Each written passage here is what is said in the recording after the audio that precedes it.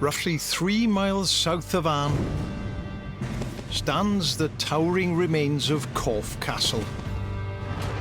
Built by William the Conqueror, it's guarded Dorset's Purbeck Hills for almost 1,000 years.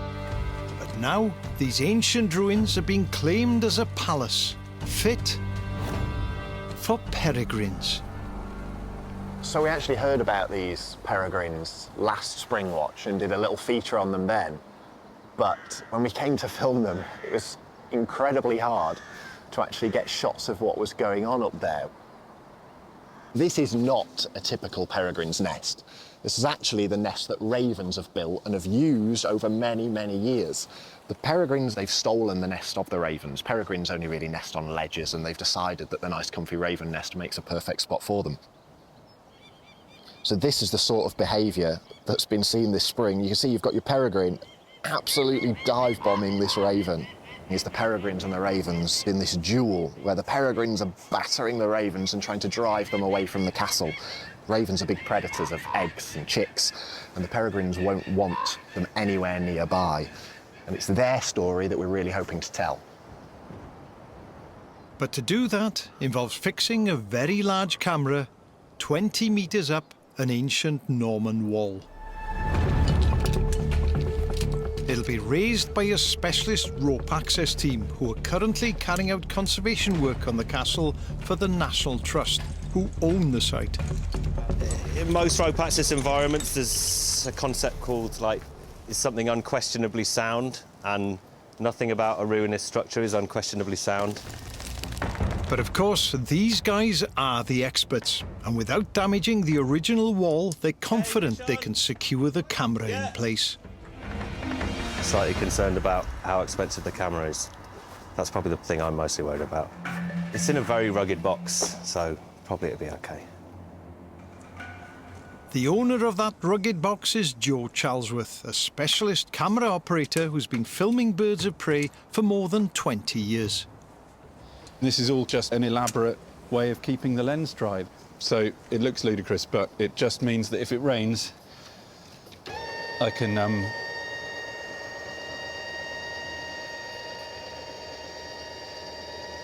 close the door. The camera will be remotely controlled and in place for 3 months.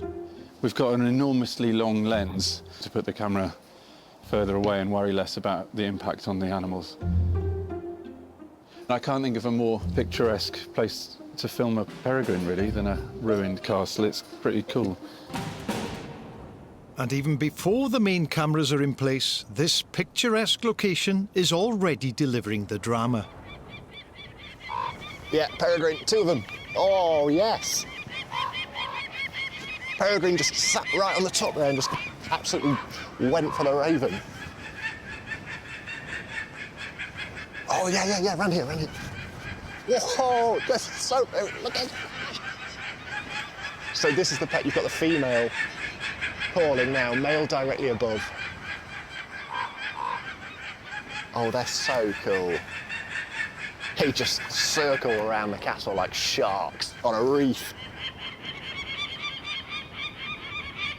This is a brilliant sign that they are really keen on using this castle to nest in this year. So we've got a special licence to put the camera up before they've laid any eggs. So we're not risking putting them off. We're really minimalising that disturbance. Now it's just a case of getting the main camera in position, but it weighs 50 kilos, so that requires a strong platform. There's a lot riding on this. We haven't got half the fixings in, and that's... Yeah. And some heavy lifting.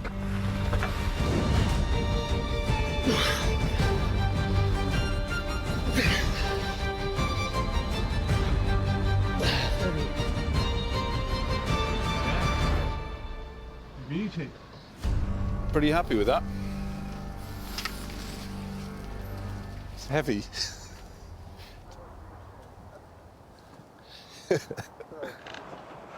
All that's left now is to ensure the perfect shot. You could go slightly fractionally right, Geoff, please. A little bit more.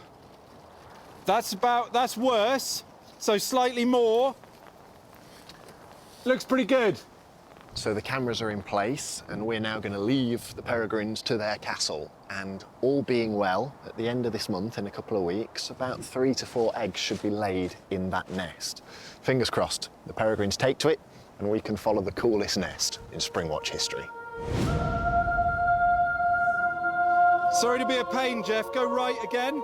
Fractionally right, Geoff. Tiny bit more, please.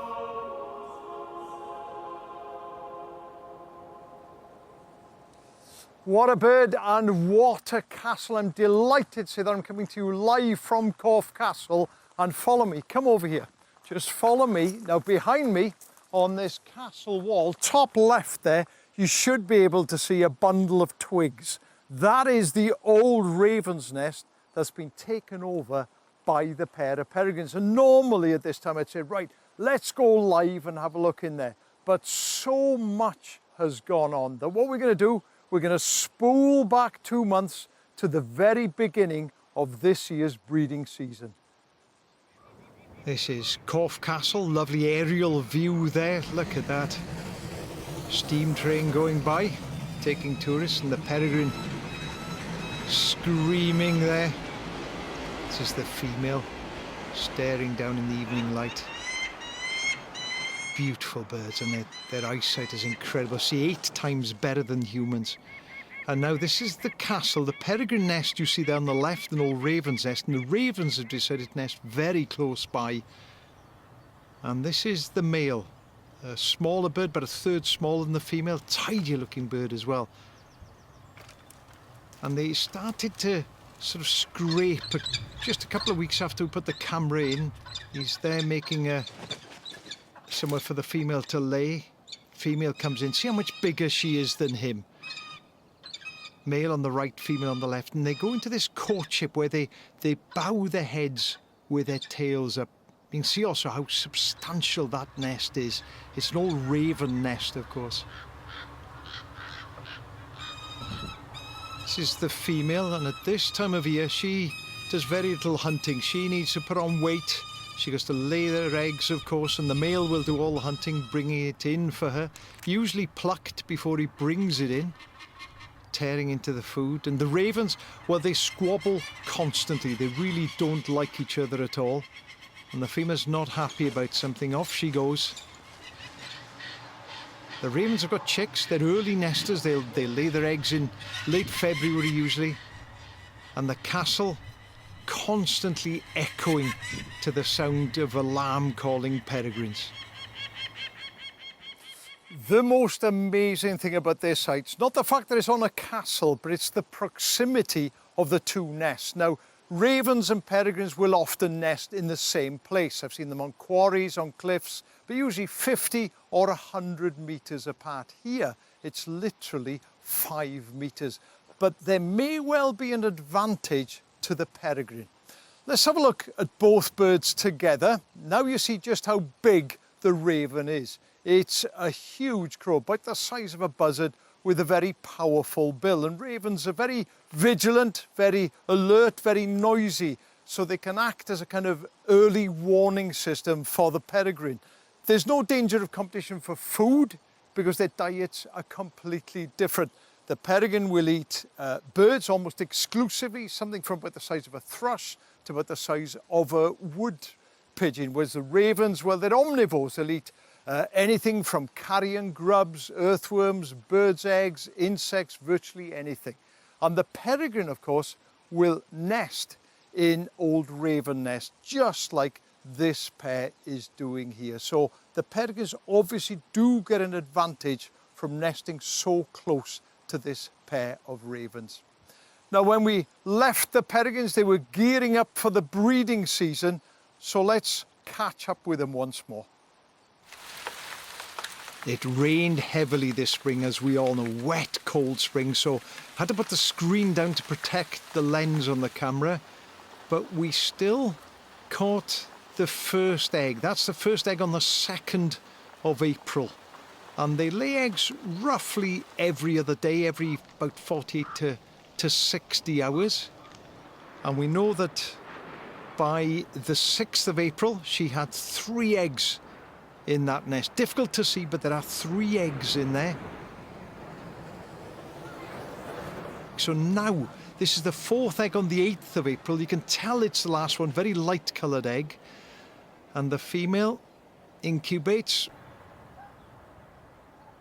You can see her treading carefully, making sure that her brood pouch, she'll have a bare patch on her chest to keep those eggs warm, nestling in there, making sure those eggs, precious eggs, are kept warm. Train going past several times every day. And the ravens, well, the raven chicks have progressed as well.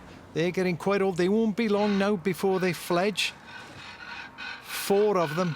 Look at those huge beaks, and look at the mess on that nest. The whitewash, they just stick their backsides over. And the male stands guard, but he also does some of the incubating, not as much as the female. See the difference in size again. She's reluctant to give up those precious eggs, but off she goes, and the male takes over the incubation. Can hear the raven in the background still cronking away. And the raven chicks, well, they did eventually fledge, all of them. 1 left in there, looking almost like an adult. 1 or 2 feathers, tail feathers, still in pin. You can see the sheath on the base of the tail feathers there. But that final chick eventually fledged on the 8th of May, and off it goes. Now we're going to be following those peregrines all week, and believe me, there's a lot more drama to come. You do not want to miss 1 second of it. Now, last night, Iolo Williams introduced us to one of our mega nests. He showed us exactly where that was. It was on Corfe Castle. It's a Norman castle set on this knoll in Dorset. It's unfortunately blown to pieces in the Civil War, and it's home to a pair of peregrines. Now, we know that they had 4 eggs.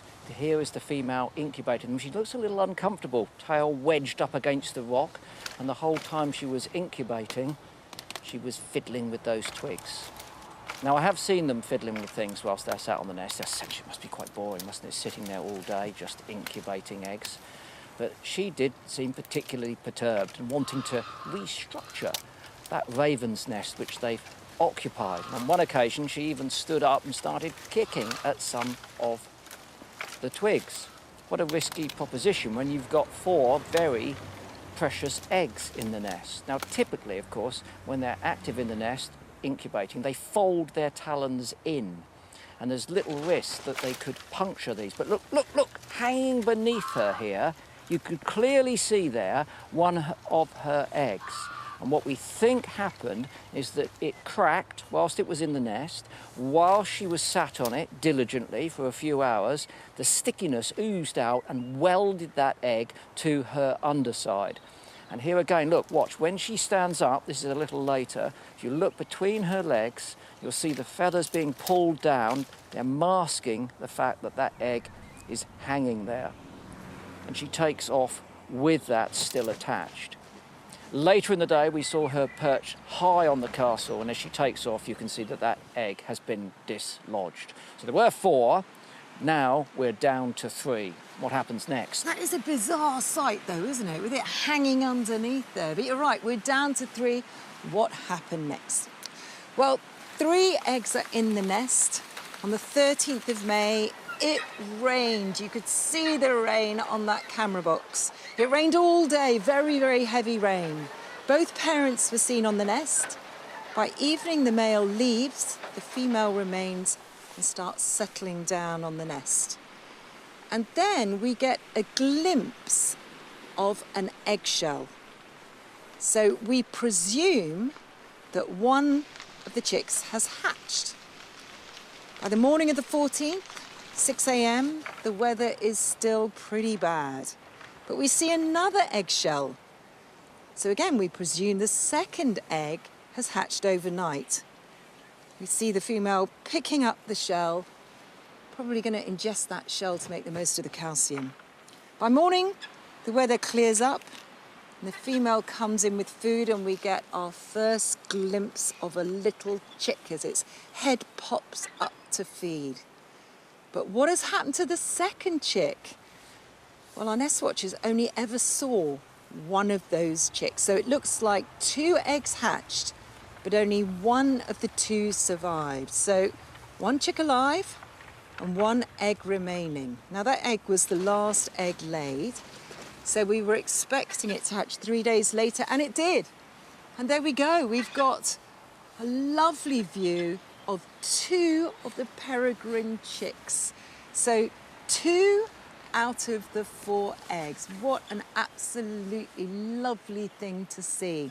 Do you know, that really was an absolutely gorgeous film. Stunning. And I'm really pleased that we had such a delightful film before we do our Peregrine update, which is a little bit of a contrast. It was dramatic yesterday. Well, all I can say is strap yourselves in. Take a deep breath, because here we go for today's update. So this is Corfe Castle. This is where the Peregrine nest is, nestled into the wall. And yesterday, our update ended on the 17th of May. And in that nest, we saw 2 little Peregrine chicks poking their heads out. We then watched the female trying to feed the newly hatched chick, the smaller chick. Pretty unsuccessful, unfortunately. The older one was getting fed, but you can see she keeps trying to put that food in the little one's mouth and the beak. Doesn't go in. And eventually she almost gets a bit irritated with it. And we noticed that she started to peck the chick. And then even the chick just gives up. She then leaves the nest. So that's her going from the nest. And then the male flies in. That screeching is the female watching the male. And there's a reason that she's screeching, because what happens next is pretty shocking. The male goes to that little chick and starts to rip pieces out of it. It rips a bit of the leg off. I hate to tell you this, but the chick is still alive, and starts feeding it to the sibling. The female comes in. The male then looks somewhat confused, and then the female puts that little chick out of its misery and decides to scoff it down. It's still alive, it's whole. In the beak it goes, and it swallows it. And then she settles down on the nest, screeching away. There's a lot of displeasure there from that female. I mean, it's brutal, isn't it? It really was not an easy watch, that. But what on earth happened? Why on earth did he do that? OK, here are a few theories. Was it a different male? Highly unlikely, because the female would have stormed in and chased that male away. Is it that the male decided that wasn't his chick? Unlikely. How would he do that in just a couple of days? Could it have been that somehow he detected there was something wrong with that chick? Again, unlikely in that space of time, although it wasn't feeding properly, so it could be that. Or could it be brood reduction? And this is where some birds will actually kill their own young to ensure the survival of others. Coots do that. But there's only 2 in the nest, and they've got plenty of food, so it's not that. The most likely theory is that it's an under-experienced male. Take a look at this. We look very carefully at some feathers on his wing, and this is micro detail. And we showed this to some peregrine experts, and they spotted these tiny little feathers which indicate that this bird may be a 2-year-old, in which case this would be his first breeding attempt. Those feathers appear on both sides. It's not absolutely certain. He could be a 2-year-old. And if that were the case, maybe he just came back to the nest. The chick wasn't moving. He wanted to feed the other one. He was a bit confused, inexperienced. Maybe that's what rolled out. Oh, it's an awful error, wasn't it? I mean, it really does show you that it can be brutal. Wildlife is so brutal. And now, let's go live to our peregrine nest. Now, there's been quite a lot of drama the last week with the peregrines. Oh, my goodness, such a lot of drama. I mean, you almost don't want to look just to see what happens next. But hopefully, now there's just one chick left, This chick will have plenty of food and it will do well and it will eventually fledge. I mean, look at it. Is it going to poke its head up? Probably not. Well, it's still breathing. At least it's still breathing, Hannah. I mean, we cut to the kestrel nest the other day, right at the end of the programme. I mean, we did see that. And, there was a kestrel that definitely wasn't looking so well at the front there. And, that was a bit of a horror. But do you know what's so exciting about the peregrines? You know, I mean, like I said the other night, they're not just the fastest bird in the world, they're the fastest animal to ever live on planet Earth. And when they stoop, they reach 200 miles per hour. And they're a sexy bird. They are built for speed, built for power. And you can see how streamlined they actually are. Because if you look at other hawks and raptors, they have a very pronounced brow, whereas the peregrines don't. And that actually helps them be more streamlined. I just love them. I love the peregrines. So you're finding peregrine sexy. I'm finding osprey handsome. We've both been doing this too long. Welcome to Springwatch. If you were watching earlier in the week, you know that Iolo's had the pleasure of visiting Corfe Castle, which is visible a few miles away over there. And we've been following the story of a pair of peregrines which have been nesting there. Let's have a brief recap now. Got the camera up very early in the spring, before the birds had really settled, on the hope that they would go to the nest. They did. They went in and laid 4 eggs in that nest. A little while later, we saw this female flying around with one of the eggs attached to her. It clearly cracked and got stuck there. That got dumped, of course, leaving 3, 2 of which hatched in the nest. And then something shocking happened. The male came in and killed the smaller of the 2 chicks. The female arrived and swallowed it whole. That left just 1 chick in the nest, and you can see it there now. Look at that crop, absolutely full of food. And there's been no more naughtiness in the nest. The female's been doing a great job of looking after it.